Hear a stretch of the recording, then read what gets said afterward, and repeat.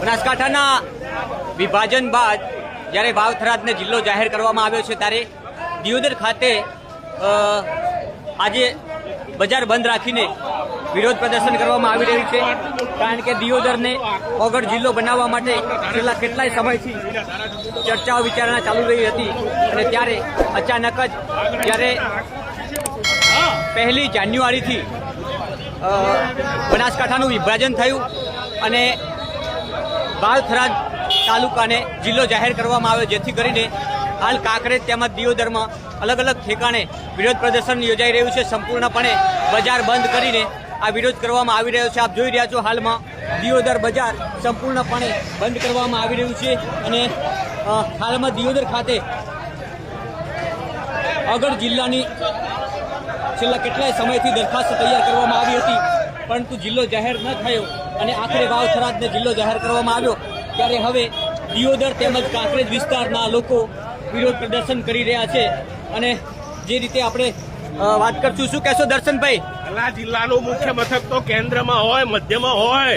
આ સરકારને સમજવું જોઈએ કે કેન્દ્રમાં જે વિસ્તાર આવતો હોય એને મુખ્ય મથક બનાવે, કોઈ છેવાડાના વિસ્તારને, બોર્ડર ઉપરના વિસ્તારને મુખ્ય મથક જાહેર કરે, પાકિસ્તાન બોર્ડર અને રાજસ્થાન બોર્ડરે, તો લોકોની સલામતીનું શું?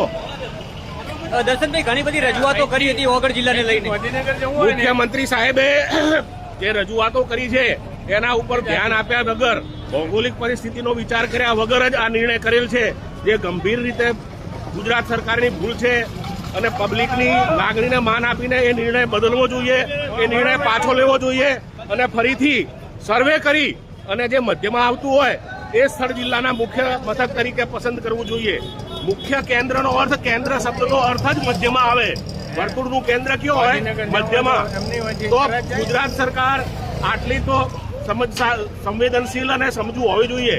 ગુજરાત સરકારનો આ નિર્ણય બિલકુલ બોગસ અને કોઈ પણ વસ્તુનો વિચાર કર્યા વગરનો છે, જેને પાછો લઈ અને ફરીથી સર્વે કરીને જિલ્લાનું મુખ્ય મથક ડિક્લેર કરવું જોઈએ।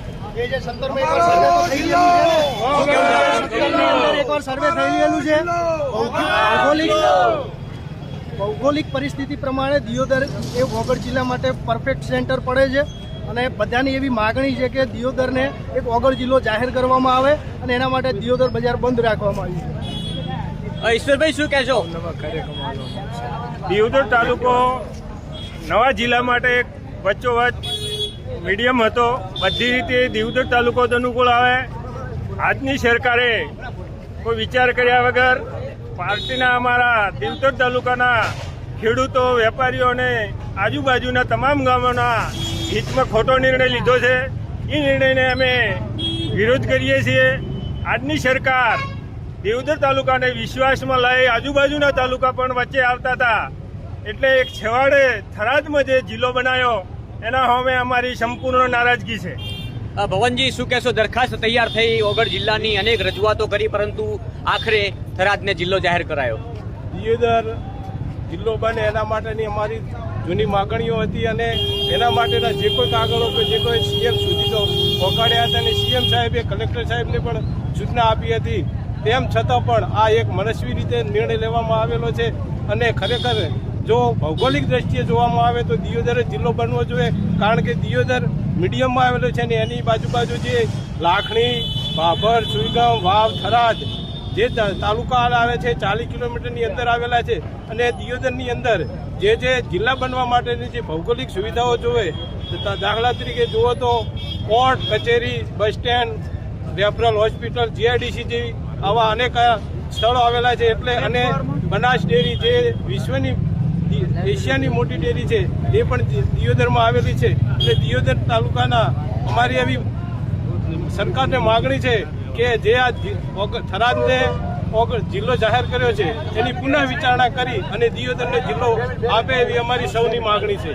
જોઈ રહ્યા છો બનાસકાંઠાના વિભાજન બાદ કાંકરેજ અને દિયોદર વિસ્તારમાં આજે સંપૂર્ણપણે વિરોધ પ્રદર્શન થઈ રહ્યું છે, કારણ કે છેલ્લા કેટલાય સમયથી ઓગળ જિલ્લાની અનેક દરખાસ્તો, અનેક રજૂઆતો કરવામાં આવી હતી, પરંતુ આખરે બનાસકાંઠાનું વિભાજન થયું અને વાવ થરાદમાં કાંકરેજ તેમજ દિયોદરનો સમાવેશ થયો। ત્યારે આપ જોઈ રહ્યો છો મોટી સંખ્યામાં અહીંયા વિરોધ પ્રદર્શન થઈ રહ્યું છે અને થરાદમાં જે જિલ્લો બનાવવામાં આવ્યો છે તેને લઈને નારાજગી વ્યાપી ગઈ છે. કાંકરેજ અને દિયોદર વિસ્તારમાં જોઈ રહ્યા છો મોટી સંખ્યામાં બજાર સંપૂર્ણપણે બંધ કરાવવા માટે અનેક વિસ્તારના આગેવાનો અહીંયા નીકળ્યા છે અને હાલમાં જોઈ રહ્યા છો અમારો જિલ્લો વગર જિલ્લોની સાથે વિરોધ પ્રદર્શન થઈ રહ્યું છે.